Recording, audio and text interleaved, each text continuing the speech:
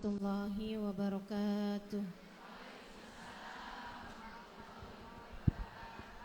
Alhamdulillah. Wassalatu wassalamu ala Rasulillah Muhammad ibn Abdullah wa ala alihi wa sahbihi wa man wala ma 'allamtana innaka antal alimul hakim.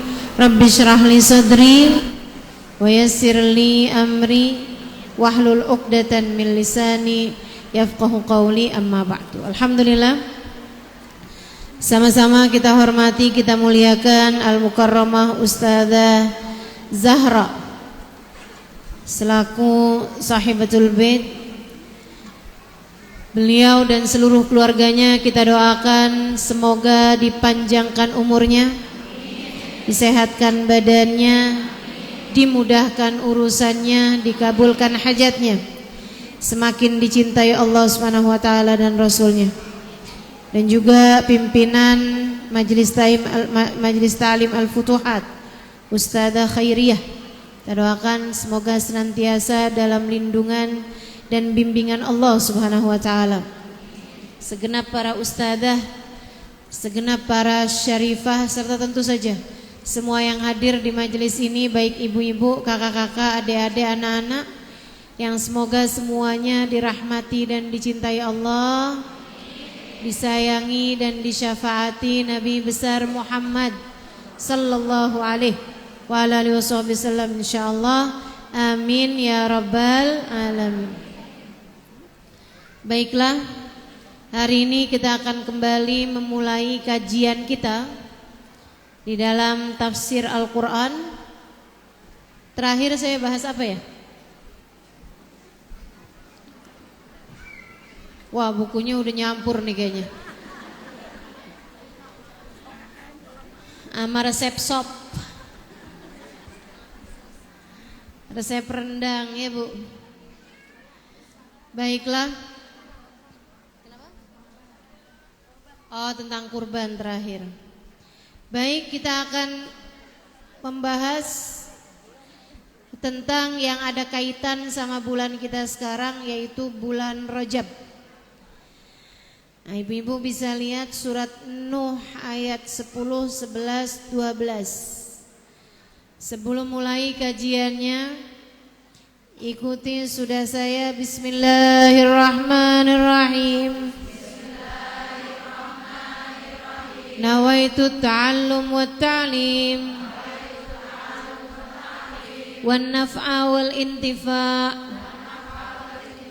wal mudzakarah wat tadhkir wal ifadah wal istifadah wal hitha 'ala tamasuk bi kitabillah wa sunnati rasulillah sallallahu alaihi wa alihi wasallam wa du'a ilal huda wa dilalata alal khair ibtigha'a mardatih wa qurbih wa thawabih wa husnil khatimah ma'al lutfi wal afiyah wa salahil akibah birahmatika ya arhamar rahimin. Ila hadratin Nabi Muhammad sallallahu alaihi wasallam wa alihi washabihi wa azwajihi wa dhurriyyatihi wa ahli baitihi wa sallim jumil anbiya wal mursalin wa ulil qawni ajma'in wa nawsusun sayyidil muhajirin Muhammad bin Isa wakil muqaddam Muhammad bin Ali Balawi sayyidil habib Abdullah bin Abdurrahman Asgaf sayyidil habib Abdurrahman Asgaf sayyidil habib Abdullah bin Habib Abu Bakar As-Sakran Al-Aidrus wa usulim wa furim Tumailaru sahib ratib Abdullah bin Al-Haddad Ahmad bin Zainal Habsyi Ma'alimat Al-Habsyi Tumailaru Fakhrul Wujud Syekh Bakar bin Salim wa usulim wa furim Mujmi Sadatina Ali Abi Ala wa Ijma'in Thumma ila ruwai arbatil aimatil mujtahidin Mughridin fiddin ulama amilin Fuqal muhadisin wal Quran fasirin وسادة الصوفية المحققين أجمعين ثم إلى أرواح الأولياء التسعة الذين نشروا الدين في بلاد الإندونيسية أن الله يغفر لهم ويرحمهم ويعلي درجاتهم في الجنة وينفعنا بركاتهم وأسرارهم وأنوارهم وعلومهم ونفحاتهم في الدين والدنيا والآخرة. الفاتحة.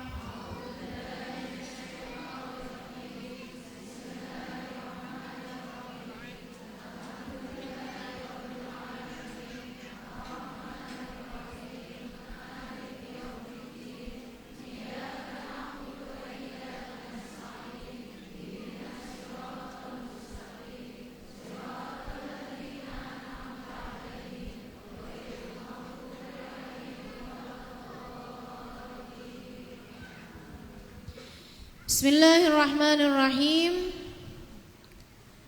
Surat Nuh ayat 10. A'udzu billahi minasyaitonir rajim.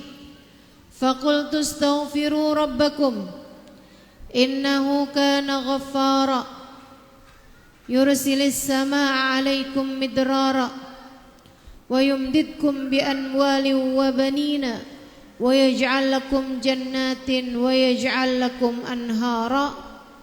Sadaqallahul azim wa balagha rasuluhun nabiyyul wafiyul karim wa nahnu ala dhalika minasyahidin wasyakirin walhamdulillahi rabbil.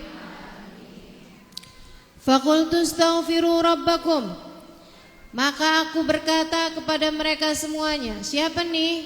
Nabi Allah Nuh alaihi salam.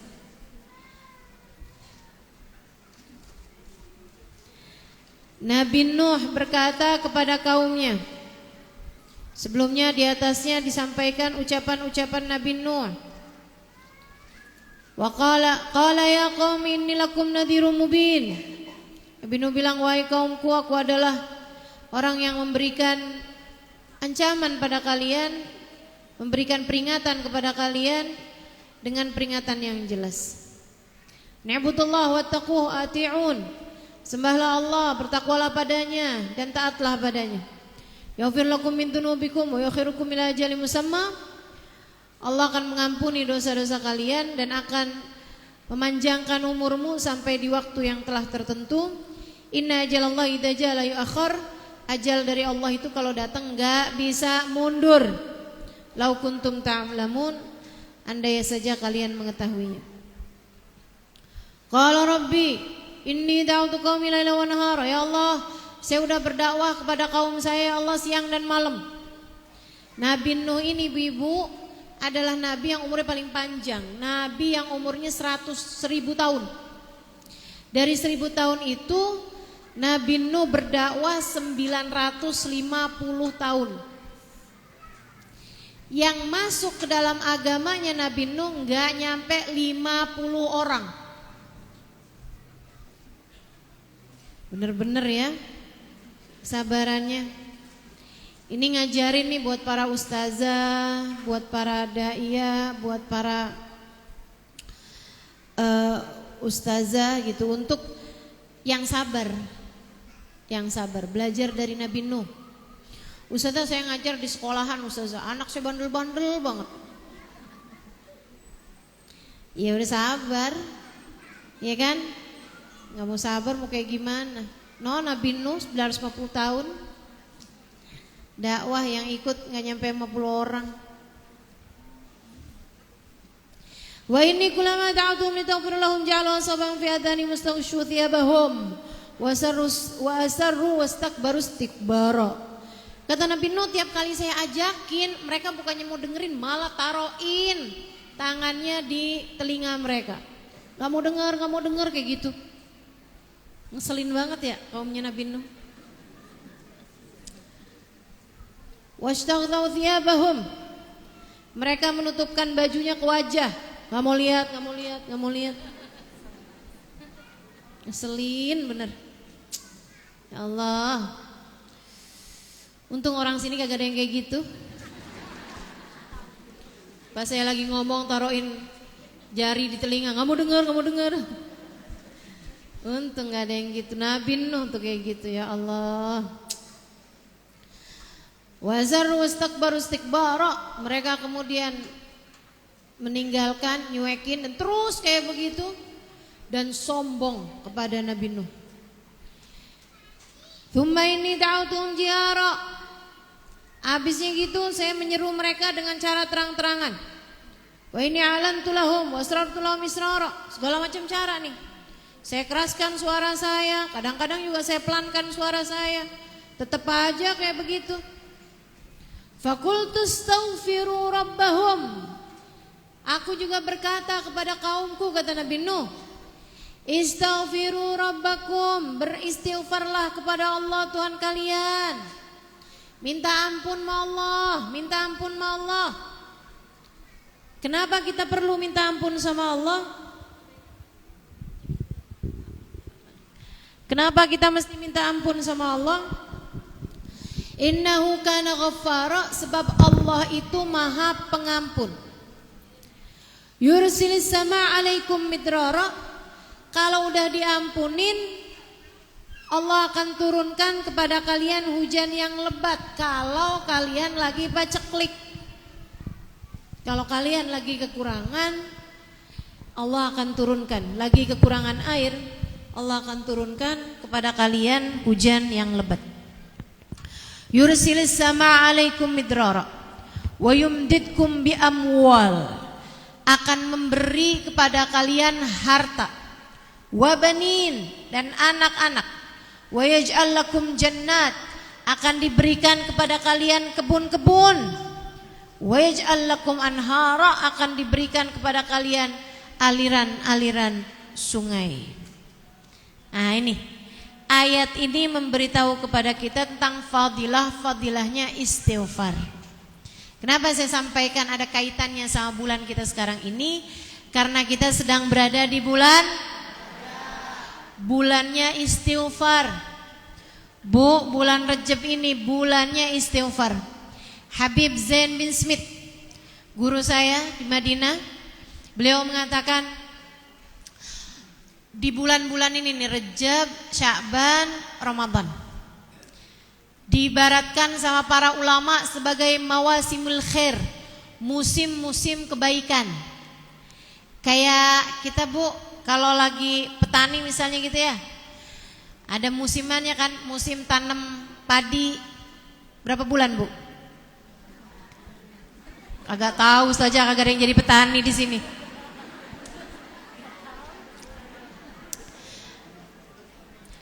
Ada yang 6 bulan, ada yang 4 bulan ya Bu ya. Ada misalnya kayak musiman jagung, itu kan dari nanam sampai ke panen tuh berapa bulan gitu. Nah ini kita nih dalam sepanjang tahun punya mawasimul ibadah, punya musim-musim ibadah, yaitu dari bulan Rajab, Sya'ban, Ramadan, 3 bulan. Habib Zain bin Smith menyerupakan 3 bulan ini seperti semacam penganten. Katanya Habib Zain, Rajab syahrut takhalli, wa Sya'ban syahrut tahalli, wa Ramadan syahrut tajalli. Bulan Rajab adalah bulan bersih-bersih. Kayak penganten tuh, kalau misalnya mau jadi penganten kan dibersihin Bu, dimandiin, dilulurin, di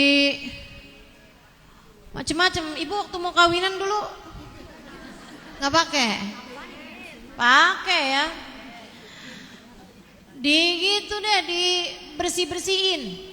Biar katanya keringatnya juga jadi baunya wangi gitu. Padahal kagak terlalu beda juga sih Bu. Ibu-ibu sekalian, Rajab syahrut takhalli. Rajab nih bulan bersih-bersih. Kemudian Sya'ban syahrut tahalli. Bulan Sya'ban bulan berhias, tahliyah. Kalau mau jadi penganten kan, bulan Sya'ban tuh kita cari bajunya yang bagus, cari sepatunya yang bagus. Banyak tuh Pak calon-calon penganten tuh Bu sekarang nih sampai dandanin gigi. Giginya diputihin, giginya dibersihin dari karang-karangnya gitu. Ibu-ibu sekalian, bulan dandan, bulan Sya'ban. Kemudian bulan Ramadan, bulan bersanding. Bulan masuk nih, bulan bersanding dengan pasangannya. Orang yang gak sibuk dari bulan Rajab untuk membersihkan diri, kayak pengantin lagi berlumuran kotoran, baru habis jatuh di got, dipakein baju pengantin tapi gak dimandiin. Kira-kira diterima apa enggak tuh Bu? Sama pasangannya, sama mempelainya. Ya ampun, gini amat. Pulang gitu. Demikian pula dengan orang di bulan Ramadan datang kepada Allah, tapi sebelumnya tidak diawali dengan pembersihan diri di bulan Rajab, nggak berhias-hias di bulan Sya'ban, sangat mungkin untuk nggak diterima sama Allah puasanya. Nggak bagus Ramadannya jadinya.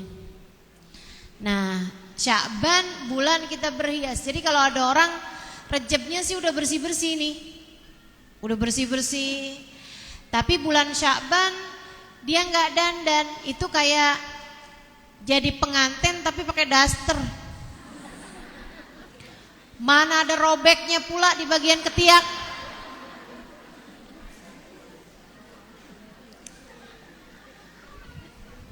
Mempelainya kan bingung Bu ngelihatnya. Ya ampun, masih cakepan ibu mertuanya.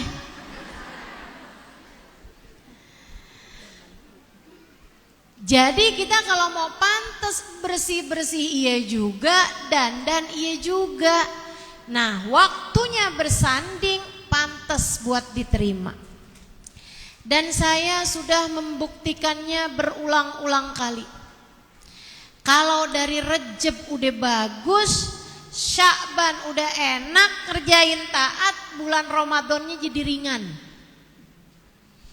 Tapi kalau kamu bulan Rajab kagak ada persiapan apa-apa, nggak punya banyak istighfar, nggak punya banyak ibadah, nggak minta-minta maaf sama orang gitu. Bulan Sya'ban nggak banyakin sholawat, nggak banyakin baca maulid, nggak ada rasa-rasa kepada Nabi Muhammad, ntar bulan Ramadannya nggak ada bedanya. Terawih capek, baca Quran ngantuk, puasa lapar, tidur mulu puasanya. Giliran nggak tidur udah mau deket-deket Lebaran tuh, sibuk bikin kue, toples aja sampai 30. Quran kagak pernah dibaca. Itu yang 30 mestinya juz Al-Quran, bukan toples nastar. Masya Allah, Masya Allah. Apalagi ibu-ibu Betawi nih, suka bikin apa, dodol? Rengginang, tape uli. Ah tuh, Masya Allah, Masya Allah. Rajab, Sya'ban tuh bulan persiapan menuju bulan suci Ramadan. Siap-siap dari sekarang. Jangan siap-siapannya yang lain-lain. Saya udah siap-siap Ustazah menuju bulan Ramadan. Apaan? Baju baru udah beli, mau kena baru udah beli. Abis gitu ada lagi nih, udah siap-siap makanan-makanan di frozen, buat sahur katanya mah, buat buka. Pastel tinggal goreng, samosa tinggal goreng. Ya Allah Bu, pernah gak Ramadan hatam 10 juz Al-Quran? 10 hataman Quran? 7? 5. 3. Alhamdulillah. Banyak juga yang 3 juga kagak noh. Selesai Ramadan hatam Quran sekalipun enggak. Ya Allah, ya Allah. Sedih bener. Kenapa ya Ustazah? Katanya kan kalau bulan Ramadan kan setan pada diikat noh. Iya. Terus kok saya masih berat juga ya baca Al-Quran? Ya kamu udah jadi setannya.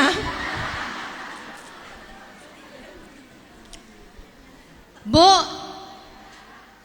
Ustazah emang bener setan diikat kalau bulan Ramadan? Oh, iya memang Bu. Setan-setan tuh nggak ada kalau bulan Ramadan. Makanya kalau para wali tuh, mereka tuh tahu persis kapan Ramadannya datang, karena setannya mendadak sepi. Mereka kan udah bisa lihat tuh, para wali tuh bisa lihat keberadaannya setan, bisa lihat keberadaannya malaikat. Banyak yang begitu. Jadi mereka tahu persis tuh kapan masuk Ramadan, kapan masuk Lebaran, kapan Lailatul Qadar. Bisa lihat apa yang kita nggak bisa lihat. Masya Allah. Jadi setan diikat nih Ustazah bulan Ramadan, diikat. Tapi kok kita masih bisa bikin dosa juga di bulan Ramadan? Kayak pelatih sepak bola Bu, pelatih tinju, waktunya tinju pelatihnya nggak ikutan, tapi kan udah jadi jago, udah jadi ngerti, udah jadi pinter. Demikian pula dengan kita. Ini 11 bulan setan melatih dirimu. Giliran dilepas sama setan udah pada jadi pinter. Kata setan, tenang dah, ntar habis Lebaran juga kita berpelukan mesra kembali. Saya sih gak khawatir, saya ninggalin nih anak didik saya nih udah pinter. Tanpa saya juga mereka udah jadi ahli-ahli berbuat dosa. Na'udzubillah. Ini persiapan. Bulan Ramadan tuh jadi enak, jadi ringan ngerjain taat apabila kamu punya persiapan 2 bulan sebelumnya. Sama aja Bu, kayak segala macam urusan, kalau nggak pakai latihan berantakan. Kalau nggak pakai persiapan berantakan. Apa-apaan tuh mesti pakai punya persiapannya Bu, betul nggak? Makanya mesti dipersiapkan nih, persiapannya 2 bulan sebelumnya, bulan Rajab sama bulan Sya'ban. Bulan Rajab ngapain? Bersihin diri dari apa? Nggak lain, nggak bukan dari dosa. Karena kita nih dibikin kotor sama dosa Bu. Kita dibikin kotor sama dosa. Mata kita nih yang ngotorin ibu-ibu sekalian bukan debu, akan tetapi dosa. Bikin mata kita jadi berat buat kita pakai buat baca Quran, karena mata kita udah kebanyakan dosa-dosanya. Nonton yang gak boleh ditonton, ngelihat orang dengan pandangan menghina. Banyak banget nih mata ngerjain dosa-dosa. Jadi kotor mata kita. Telinga juga gitu, lisan apalagi nih Bu, urusan perempuan nih. Nabi waktu cerita kebanyakan penghuni neraka adalah dari golongan kaum wanita. Ditanya sebabnya apa wahai Rasul? Nabi Muhammad bilang yakfurnal la'nah wa yakfurnal asyirah. Perempuan itu suka gampang ngata-ngatain orang. Ya walaupun laki-laki juga banyak yang kayak gitu Bu zaman sekarang. Lemes-lemes juga. Tapi emang pada dasarnya perempuan lebih banyak, karena ibu-ibu sekalian, laki-laki tuh kabarnya cuman punya 7.000 kata seharinya. Sementara perempuan itu kabarnya punya 21.000 kata apa? Perharinya. Emang banyak, kita punya kata-kata nih banyak. Makanya ustazah kok sanggup ya ngajar berapa majelis sehari. Kata-kata saya banyak jatahnya. Makanya dibandingin sama ustadz laki gitu ya, ustazah lebih tahan ngajar. Lebih tahan ngajarnya. Kata-kata saya banyak. Nah ini ibu-ibu sekalian, kata-katamu itu kalau dipakai buat yang bagus-bagus, jadinya kan tambahan banyak pahala. Makanya memang yang lebih punya banyak zikir, lebih tahan zikir, lebih tahan sholawatan, lebih panjang itu bacaan perempuan. Perempuan tuh, saya aja kalau ngadain maulid tuh dari jam berapa sampai jam berapa baca aja kan, banyak banget tuh bacaannya. Tahan kita, kenapa? Perempuan. Perempuan. Ibu-ibu sekalian yang saya muliakan, tapi nih karena kita emang punya kata-kata lebih banyak, juga kalau dipakai buat ngomong yang nggak benar juga jadi lebih banyak. Makanya kalau saya nanya sama anak-anak, di rumah siapa yang cerewet? Mama. Gitu katanya. Di rumah siapa yang banyak ngomongnya? Mama. Di rumah siapa yang suka marah-marah? Mama. Kata-kata kita banyak. Nabi Muhammad ngasih tahu sebab kebanyakan perempuan ada di neraka disebabkan karena urusan lisan. Dosanya udah kadung banyak. Gitu nih, mata, telinga, lisan, tangan, kaki, perut, farji, hati. Dosanya udah banyak. Sementara nih bulan suci Ramadan sudah ada di gerbangnya kita nih. Mana hari-hari belakangan ini cepet banget dah Bu ya. Bener gak sih? Kayak baru kemarinan yang kita kagak bisa keluar rumah gara-gara COVID. Itu Bu tahun 2020, sekarang kita udah masuk tahun 2024. Cepet banget nih Bu ya. Saya barusan ketemu orang, saya bilang, oh iya kan pengantin baru ya, udah ngisi apa belum? Iya ustazah, saya mau ketemuin anak saya mau ustazah. Hah? Udah punya anak aja? Perasaan baru kemarin saya hadir acara kawinannya. Ya Allah, ya Allah. Waktu berlalu kayak cepet banget. Nih Rejab, entaran lagi Syaban, abis itu Ramadan. Udah di depan mata kita nih. Perlu siap-siap dari sekarang. Tapi dosanya terlanjur banyak. Gimana dong caranya? Kamu harus cepetan bersih-bersih. Bersih-bersihnya pakai apaan? Bersih-bersihnya pakai istighfar, pakai taubatan nasuha, pakai minta maaf ke orang-orang yang pernah kamu zolimi. Jadi acara minta maaf tuh sebenarnya saya lebih setuju Rejab, bukan Lebaran. Bener nggak? Ya Lebaran lagi nggak apa-apa, ya kan? Lebaran tuh nggak apa-apa, minta maaf sama yang jauh-jauh. Emang aneh loh kadang-kadang. Orang kita nih suka rada aneh Bu, kadang-kadang Bu. Minta maaf tuh pas lagi pulang kampung ketemu sama temen SD yang sepanjang tahun kagak ketemu. Sama tetangga kita di Jakarta tiap hari ketemu kagak ada minta maafnya. Betul? Suka kebalik-balik, sama yang jauh-jauh kita minta maaf, tapi sama yang deket-deket yang kita sering bikin salah sama dia malah lupa minta maaf. Ya udah dah kalau gitu biarin Lebaran kita minta maafnya sama yang jauh-jauh. Nah nih bulan Rejab, bulan kita membersihkan diri, kita minta maaf sama orang-orang yang kita temui selama ini. Maafin saya ya Bu. Langsung diamalin. Maafin saya. Orang tuh punya dosa kayak gimana aja, kalau sering minta maaf dengan sungguh-sungguh, Allah pasti akan menerima pemaafan dia itu. Itu. Jadi kalau kita emang rada susah mau jadi orang bener gitu ya.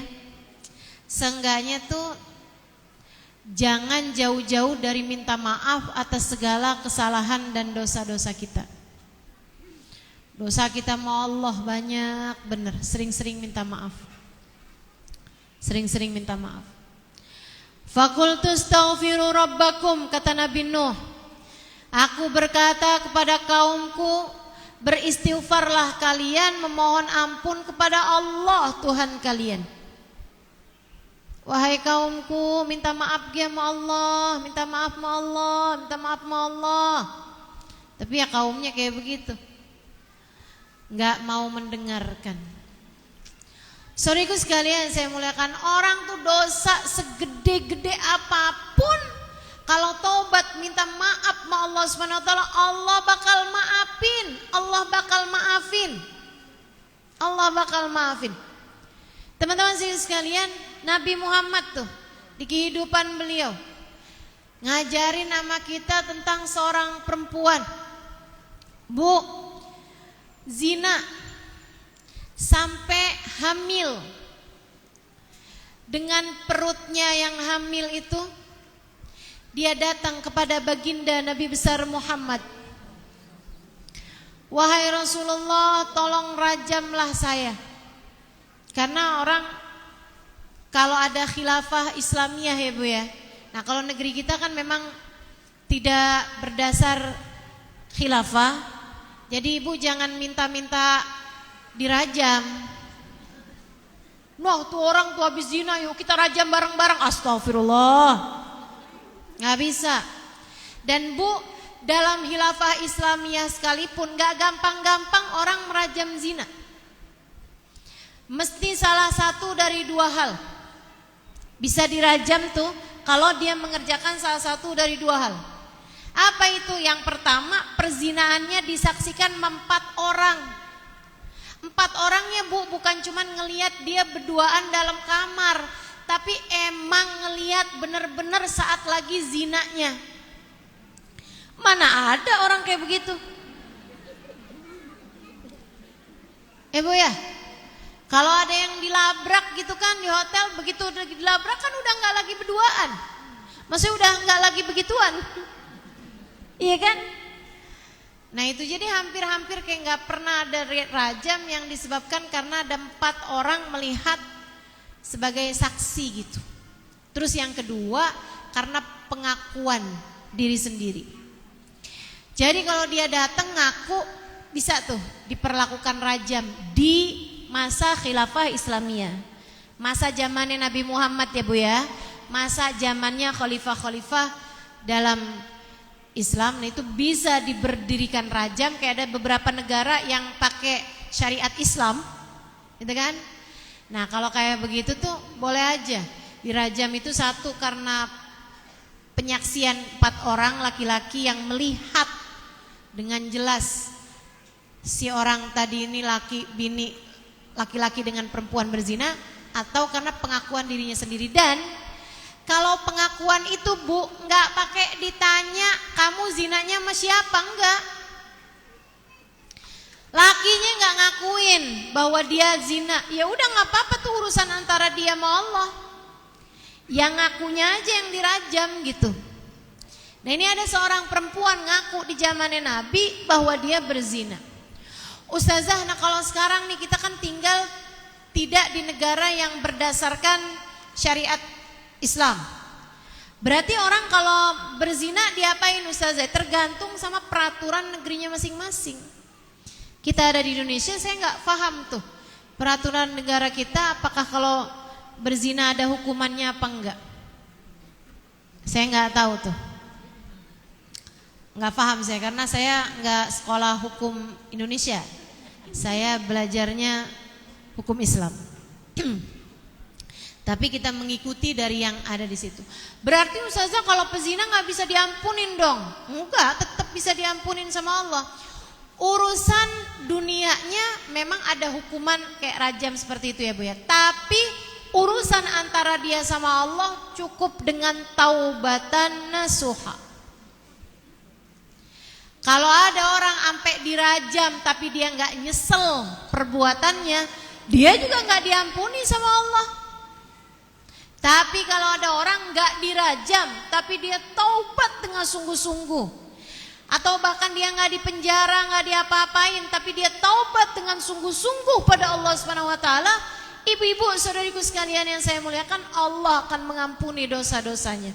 Walaupun Bu, saya berulang kali sampaikan, terutama di majelis-majelis yang banyak dihadiri anak-anak muda, jangan deket-deket sama zina, jangan deket-deket sama zina. Kata Allah Subhanahu wa taala dalam Al-Qur'an, a'udzubillahi minasyaitonirrajim, la taqrabuz zina. Inna kanat fahisyatan wa sa'a sabila. Sesungguhnya zina adalah perbuatan yang sangat menjijikkan. Wa sa'a sabila, dan seburuk-buruknya pilihan.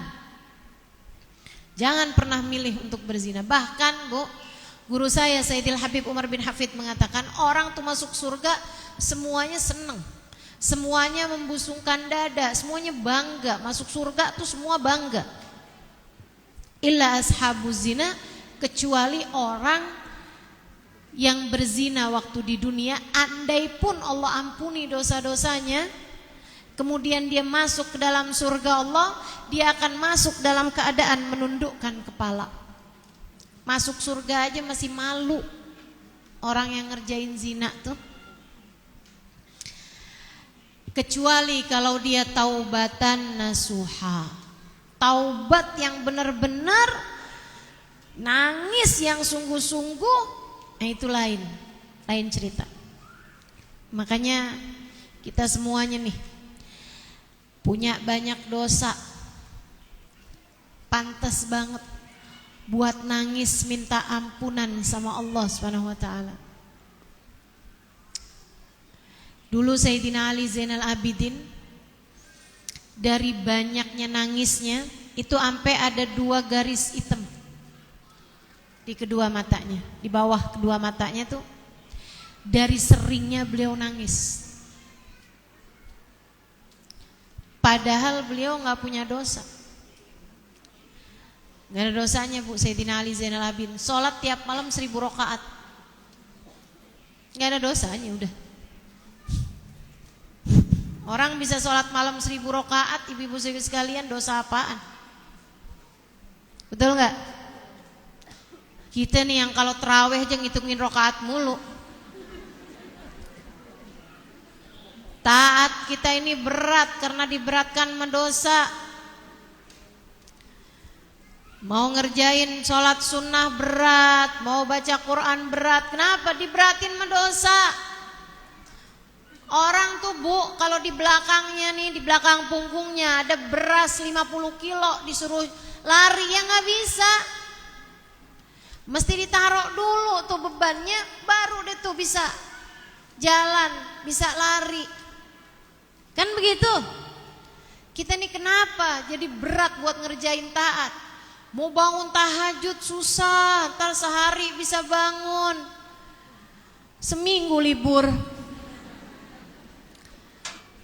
Iya ustazah, kenapa nih ustazah? Ya ini dia masalahnya, kita diberatin sama dosa Bu, kita diberatin sama dosa. Mesti sungguh-sungguh minta ampunan sama Allah Subhanahu wa taala. Ini kayak perempuan satu ini namanya Ma'iz, datang kepada Nabi Muhammad dengan muka pucat pasi, dalam keadaan yang sangat menyedihkan. Dia datang kepada Nabi Muhammad, kemudian berlutut di hadapan Nabi, bersimpuh di hadapan Nabi dengan linangan air mata. Dia berkata, irjimni ya Rasulullah, tolong rajam saya wahai Rasul, rajam saya wahai Rasul. Saya sudah berbuat perbuatan zina wahai Rasul, tolonglah rajam saya wahai Rasul. Nabi ngelihat dia gak tega gitu. Terus Nabi Muhammad bilang gini, mungkin kamu gak zina kali. Enggak Rasul, saya udah zina. Mungkin kamu kira dia suami kamu kali. Enggak Rasul, Saya emang udah nikah tapi sekarang saya udah gak punya suami. Janda rupanya. Saya sudah berzina wahai Rasul. Tolonglah rajam saya wahai Rasul. Kalau gak dirajam nih saya takut nanti ngadep Allah kayak gimana. Malu saya Rasulullah, malu. Malu kepada Allah. Kalau manusia dia gak malu. Ya kalau dia malu sama orang sih dia gak ngakuin perbuatannya, Bu. Tapi rasa malunya kepada Allah membuat dia gak lagi mikirin urusan manusia. Dia merasa malu, dia kepengen masuk surga, dia kepengen bersih. Hukumnya tapi harus rajam, jadi dia pun datang kepada baginda Nabi besar Muhammad sallallahu alaihi wasallam. Ya Rasulullah, rajam saya segera. Mungkin kamu enggak zina, saya zina Rasul, bahkan saya sekarang sedang hamil. Oh kamu hamil? Iya Rasul. Kalau gitu kamu enggak bisa dirajam sekarang, kamu harus sampai melahirkan nanti. Kesian makhluk yang ada dalam kandunganmu itu. Tubuh. Dia mau minta dirajam aja, ibu-ibu sekalian. Nabi mesti mikirin kandungannya. Ini orang-orang zaman sekarang nih, anak-anak muda-muda nih, ya Allah, hamil di luar nikah, main aborsi, gampang bener. Gampang bener. Ibu, dia pun kemudian pulang. Nabi Muhammad bilang nanti kalau kamu udah ngelahirin, baru datang lagi kemari. Habis dia ngelahirin beberapa hari, Bu, dia bawa bayinya masih merah. Dia datang kepada Nabi Muhammad, Rasul, saya yang dulu datang karena telah berzina, tolong saya wahai Rasulullah. Hukumlah saya. Biar saya gak malu nanti ketemu sama Allah, wahai Rasul, tolong saya. Dulu saya minta engkau merajam saya dan kau bilang saya lagi hamil. Sekarang saya udah ngelahirin nih Rasul. Ama Nabi ditanya, kamu nyusuin anak kamu? Iya Rasul. Kalau kamu saya rajam sekarang kan kesian anak kamu. Ntar siapa yang nyusuin? Jadi gimana Rasul? Pulanglah lagi, susui anak kamu. Nanti kalau udah disapi baru datang lagi kemari. Pulang. Sampai anaknya udah umur 1,5 tahun gitu, udah bisa berdiri, udah bisa pegang makanan sendiri, dibawa sama anaknya kepada Nabi Muhammad. Rasul, anak saya udah bisa makan sendiri Rasulullah. Ini Bu, saya ketika dengar cerita ini, saya mengagumi Ma'iz. Bukan dari perbuatan dosanya, itu tentu tidak diperbolehkan untuk ditiru. Bikin dosa tuh gak pernah bener ya Bu ya. Akan tetapi dari sisi betapa waktu tak dapat menggoyahkan taubatnya. Orang tuh kadang-kadang misalnya nih habis berbuat salah nih, kamu habis marah-marahin suami, terus dengerin pengajian, jangan keras-keras sama suami. Perempuan mulia akan memuliakan suaminya, siapapun suaminya. Nyesel, nangis-nangis gitu kan, mau minta maaf sama suami hari itu. Tapi suami lagi gak ada. Datang lagi dia, suaminya ini lagi kerja gitu keluar kota, datang seminggu kemudian. Bu, masih nyesel apa enggak? Kadang-kadang enggak, Bu. Kadang-kadang enggak. Kita tuh gampang nyesel, tapi juga segampang itu pula membenarkan kesalahan-kesalahan kita. Membenarkan kesalahan-kesalahan kita. Kayak ngecilin salah kita, atau kayak menganggap bahwa semua orang juga kayak gitu kok. Bukan cuma saya kok yang ngerjain gitu. Betul gak? Kita suka meremehkan dosa-dosa kita sendiri. Padahal orang mukmin tuh nggak kayak gitu. Orang mukmin tuh ngelihat dosanya seperti seseorang ngelihat gunung di belakangnya yang mau rubuh.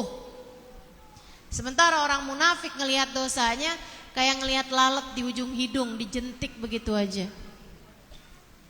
Kita nih ngakunya mukmin tapi ngelihat dosa kita udah kayak lalat di ujung hidung, kayak yang Gampang aja gitu.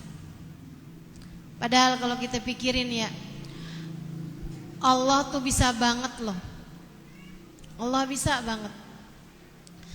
Allah bisa banget buat jatuhin kita ke dalam neraka hanya gara-gara satu dosa yang udah kita lakukan. Gimana dengan segini banyaknya dosa yang udah kita lakukan? Bu, kalau gara-gara kamu marahin anak sekali tuh, Allah bisa aja loh naruh kamu di dalam neraka hanya gara-gara itu. Kamu durhaka sama orang tuamu sekali aja, Allah bisa banget jerumuskan kamu ke dalam api neraka di akhirat nanti.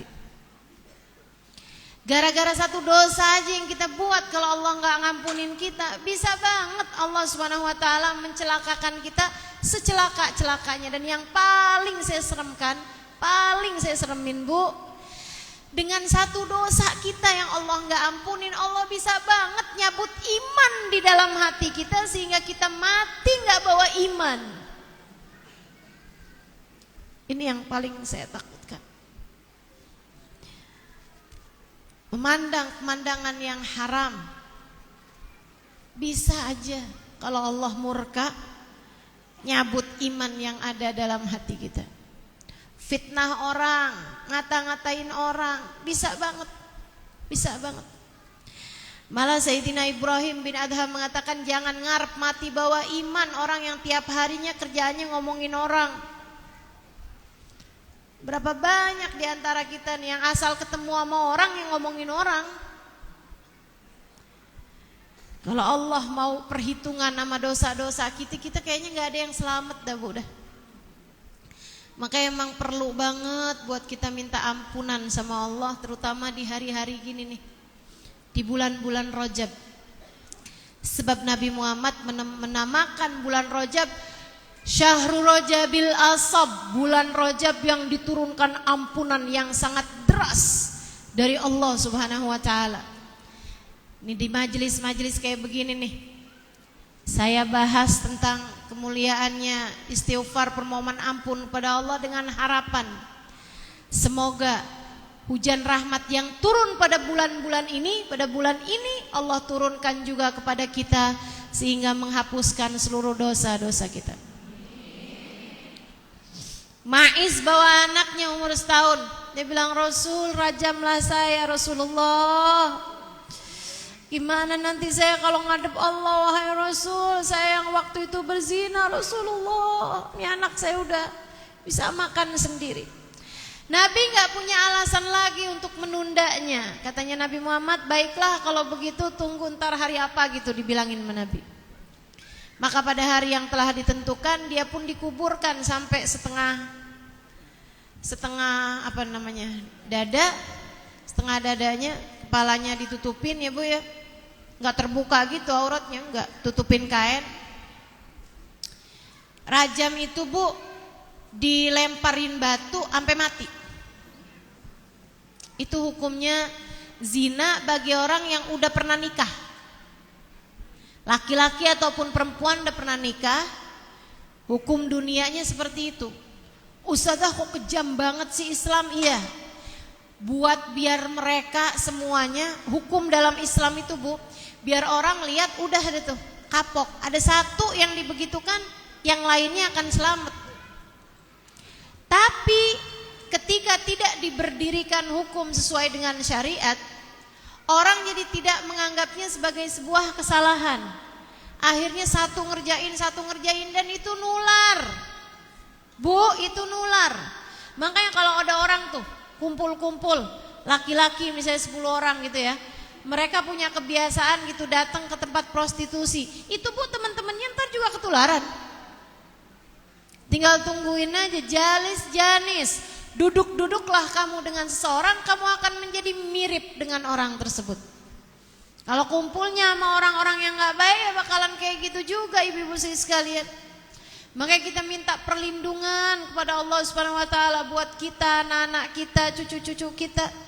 Semoga Allah jauhkan dari segala macam perbuatan-perbuatan dosa, terutamanya adalah dosa-dosa besar. Anak-anak kita mudah-mudahan Allah jauhkan dari narkoba, Allah jauhkan dari minuman keras, Allah jauhkan dari perzinaan, Allah jauhkan dari perjudian, Allah jauhkan dari pergaulan bebas, Allah jauhkan dari aliran sesat, Allah jauhkan dari apapun yang menghalangkan mereka semuanya dan kita semuanya dari ridha Allah Subhanahu wa taala. Amin.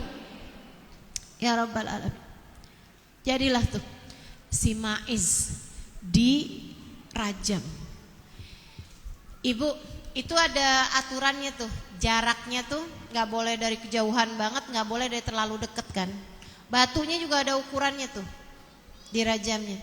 Nggak boleh gede banget, jadinya cepet mati. Nggak boleh juga terlalu kecil, jadinya kelamaan matinya. Jadi ada hitungan-hitungannya.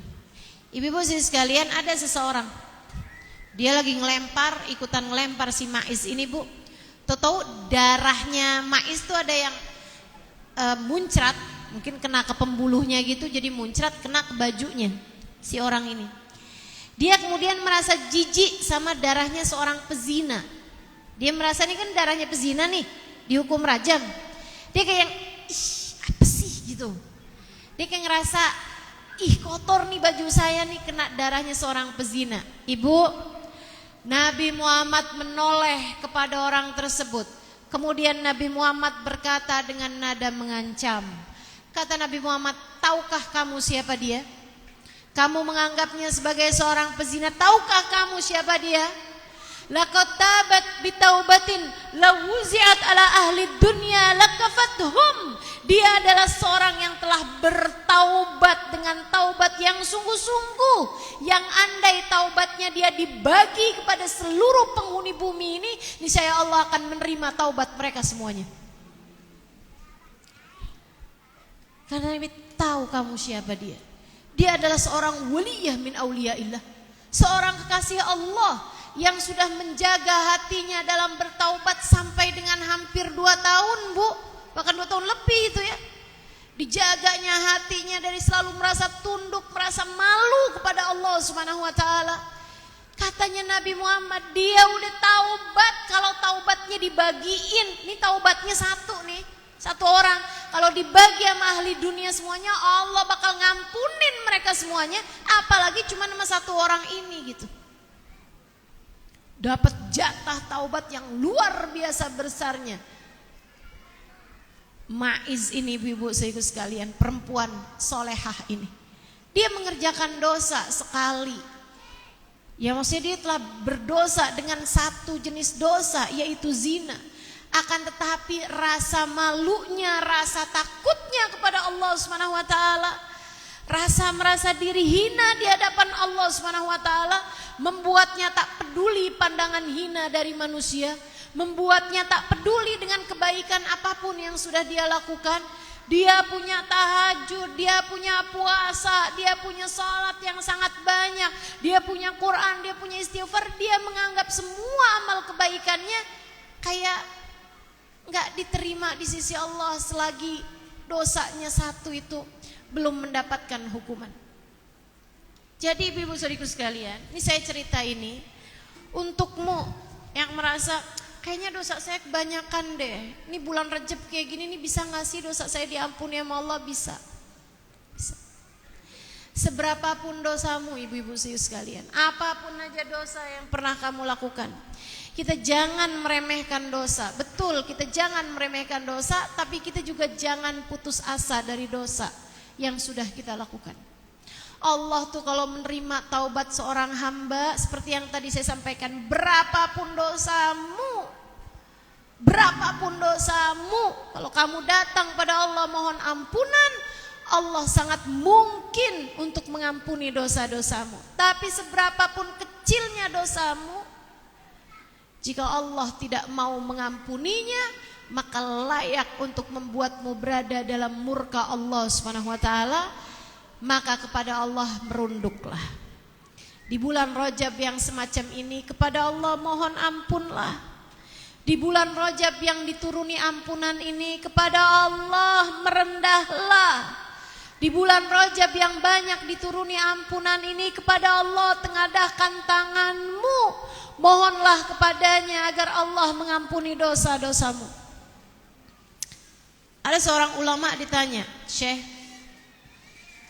saya nih punya banyak hajat sama Allah, cuman kadang-kadang kita tuh suka ketemu waktu yang pendek buat doa macem-macem. Kayak misalnya kita kalau lagi di Mekah, misalnya bisa sempet cium Hajar Aswad, atau lagi ada di Raudhah makam Nabi Muhammad alaihissalam. Kan kayak mau doa panjang-panjang suka kadang nggak bisa gitu kan. Kalau ada kesempatannya pendek nih, tapi saya punya banyak dosa, punya banyak doa. Waktunya pendek, kita punya banyak doa. Kayak misalnya habis selesai majelis kan, silakan doa hajat masing-masing. Kan sebentar aja biasanya kan. Cuman beberapa menit aja dikasih waktu buat berdoa gitu. Syekh, seorang murid nanya, kalau waktu doa saya pendek, sementara saya punya banyak doa dan permintaan, apa yang seharusnya saya minta kepada Allah Ta'ala? Syekh tersebut menjawab, mintalah ampunan darinya. Kenapa gitu Syekh? Sebab orang kalau sudah diampuni sama Allah, Allah terima, enggak pakai dia minta, Allah udah kasih yang lain-lainnya. Tapi kalau kamu belum mendapatkan ampunan dari Allah, minta macem-macem, nah boro-boro diterima aja belum, gimana mau minta? Kan gitu Bu. Kamu lagi kesel nih sama anak kamu nih, misalnya karena rapotnya jelek. Akhirnya anak kamu bilang, udah dah kalau gitu saya gak mau tinggal di rumah. Dia kabur pula. Ibu-ibu sekalian, tahu-tahu dia lagi kabur, dia WhatsApp, mah transfer saya dong mah. Kamu kira-kira transfer apa enggak? Enggak lah, orang lagi marah. Dia minta maaf dulu. Mama maafin saya ya, rapot saya jelek mah, saya kurang rajin belajar mah kemarin mah. Maafin saya ya mah ya, saya tuh ngantukan mulu mah kemarin. Jadi gak bisa belajar-belajar mah. Kamu minta maaf dulu sampai kamu diterima permintaan maafmu baru minta. Iya kan? Kalau punya banyak salah mau minta, ya gimana mau pantas? Apa yang kamu minta itu diberi. Jadi kalau kamu mau doa, yang pertama kali harus kamu minta adalah maaf, ampunan dari Allah Subhanahu wa taala. Makanya para ulama tuh ketika ditanya, Syekh, Bib, kalau kami habis selesai salam sholat, doa apa yang paling dulu harus disebutkan? Minta apa dulu nih? Istighfarlah 3 kali dulu. Makanya begitu habis salam sholat mau baca zikir-zikir itu kan istighfar dulu tuh. Astagfirullah, astagfirullah, astagfirullah. Istighfar dulu. Nah begitu, ya minta maaf dulu aja. Baru habisnya minta maaf, kamu mau minta apa kayak gitu. Tapi yang pertama kali harus kamu minta adalah mohon maaf, mohon ampun pada Allah Subhanahu wa taala. Nih di bulan-bulan Rajab yang seperti ini. Katanya Nabi Nuh alaihissalam kepada kaumnya, fastaghfiru rabbakum. Fakultu astaghfiru rabbakum. Aku berkata kepada kaumku, mohon ampunlah kalian kepada Allah. Innahu kana ghaffara. Allah itu maha pengampun. Katanya Allah dalam hadis qudsi, apabila aku lihat hambaku datang kepadaku dengan membawa bergunung-gunung ampunan, bergunung-gunung dosa, aku akan menyambutnya dengan bergunung-gunung ampunan. Dosa kita nih seberapapun gedenya, kalau sama Allah dilemparkan ke dalam lautan ampunan, Bu, kalamami, jadi kayak buih di lautan, gak ada artinya. Dosa apapun, kalau Allah berkenan melemparkannya ke dalam lautan ampunan, ibu-ibu sekalian, yang kita anggap gede sekalipun jadi kelihatan kecil, jadi kayak cuman buih di lautan. Cuman masalahnya jangan sampai dosa-dosa kita ini enggak dapat ampunan. Karena kalau Allah enggak mau ngampunin dosa sekecil apapun, bisa bikin seseorang tercabut iman dari dalam hatinya.